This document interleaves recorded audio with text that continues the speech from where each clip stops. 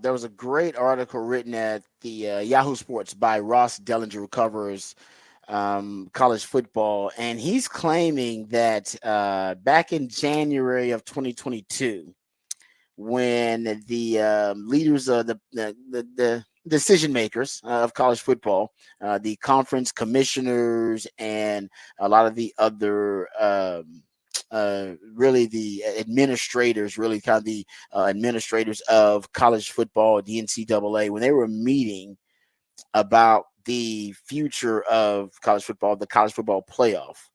And once the alliance had formed, remember the alliance, the Big Ten, the ACC, and the Pac-12 formed the infamous alliance, right?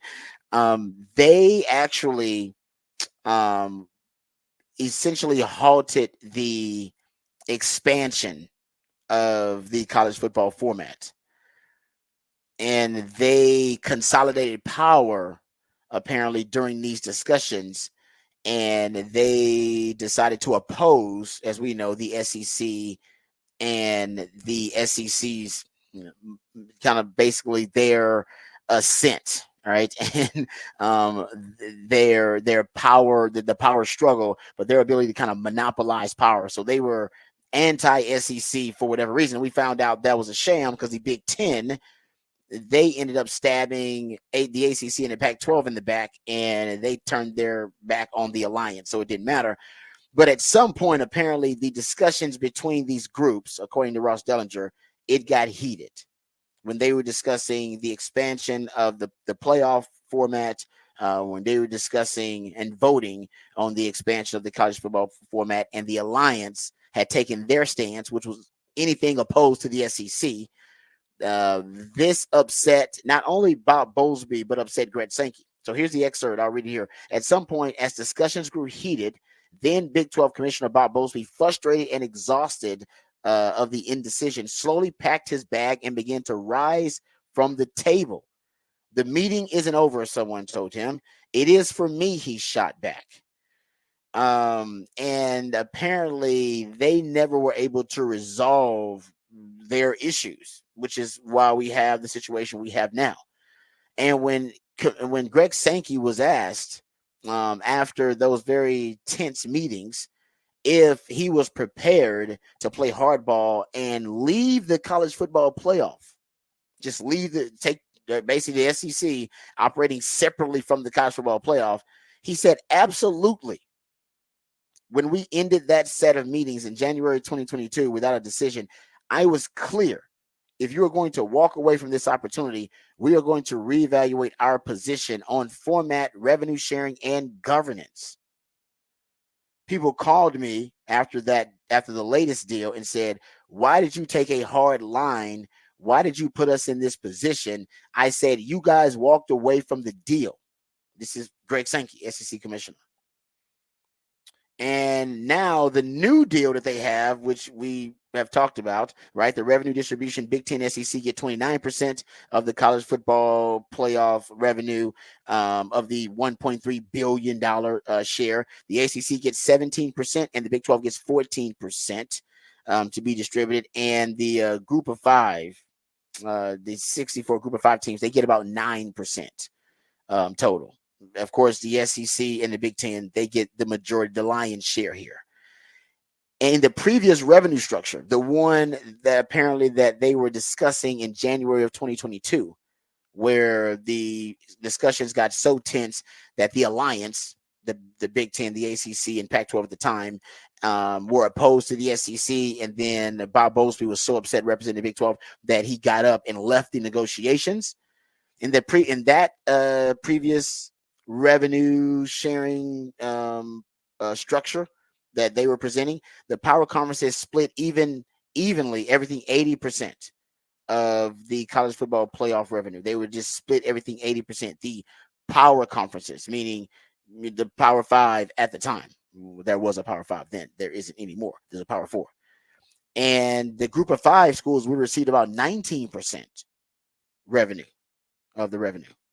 So in real money figures, each power school earned about $6 million from the college football playoff in base distribution, while the group of five schools would have gotten about 1.2 to 1.5 million. In the new deal, Basically, the SEC and the Big Ten schools see their annual distribution triple, if not quadruple, to around 23 million and 20 million for the Big Ten. Those in the ACC and the Big 12 will earn around 12 to 14 million. Notre Dame could earn 12 million plus a $6 million bonus if it qualifies for the playoff.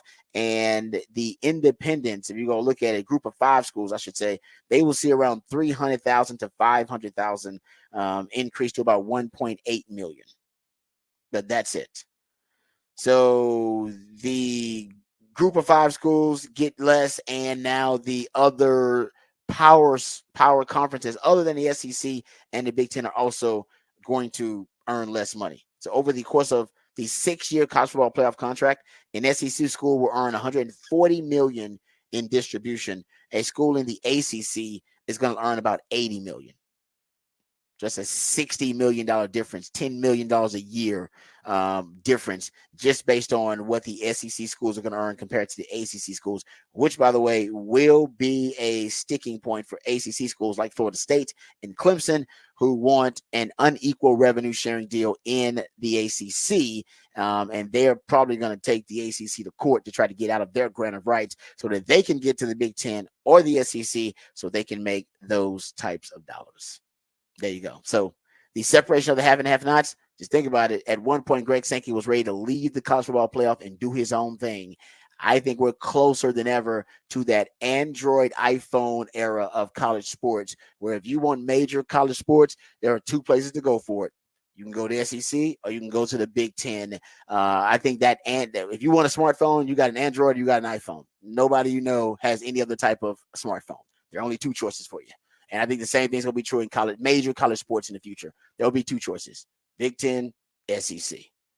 And I think more and more that story shows me that the SEC was at least willing to discuss it, and they were willing to play hardball at one time 3 years ago or 2 years ago.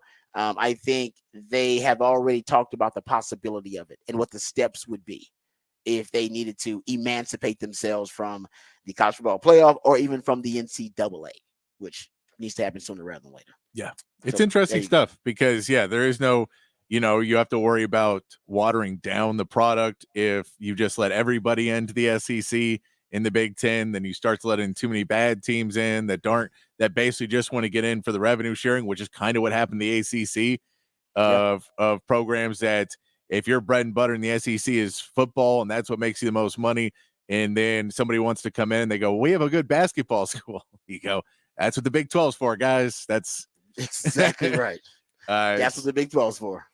So it'll be interesting because there are going to be schools that think, well, if I can get out of this ACC, then I'll go over there, and they may not be welcome with open arms like they think. And if they are welcomed, they're going to come in with a massively lower revenue share for at least the beginning of it, because all the other schools will not want to admit another person to take a piece of the pie. Nobody, if you're having pizza ordered and you say, well, they're only getting 1 pizza, don't invite 30 people.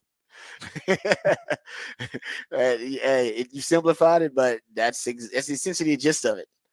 They don't want to have to share too much of this revenue. If somebody's going to bring in, they got to be additive, meaning they got to bring eyeballs, bring value with them, and not just extracting value from the equation.